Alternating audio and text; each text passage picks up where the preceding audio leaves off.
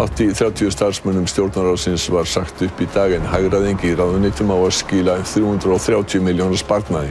Formaður stéttarfélags þeirra segir margstaðfest að stjórnsýslan sé þegar undirmönnuð.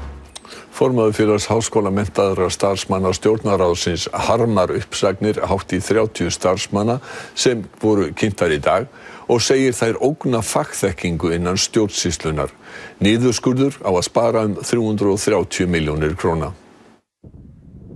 Ekki fást nákvæmar upplýsingar það hvernig uppsagnir skiptast á milli ráðuneyta en þó ljóst að það fækkar 7 stöðugildi bæði í velferðarráðuneyti og í fjármála- og efnahagsráðuneyti. Hvert ráðuneyti ákveður hvernig það nær fram 5% hagræðingakröfu.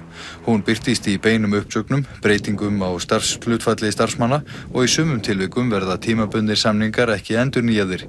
Ekki gert ráð fyrir að neinum verði sagt upp í forsætisráðuneytinu, heldur verði sparað við kaup á sérfræðiþjónustu. Tillagan niðurskurð í ráðuneytum kom ekki frá fjármálaráðuneytinu, heldur kom hún fram við aðra umræðu fjárlaga úr fjárlaganefndinni sjálfri. Alls starfa 700 starfsmenn í stjórnarráðinu. Í yfirlýsingu frá félagi háskólamenntaðra starfsmanna stjórnarráðsins því sérstaklega mótmælt að ekkert samráð hafi verið haft við undirbúning aðgerðanna. Starfsfólk gegni mikilvægu hlutverki gagnvart ríkisstjórninni og Alþingi og því sé mikilvægt að skapa þau skilyrði að sérfræðingar vilji starfa í íslenskri stjórnsýslu.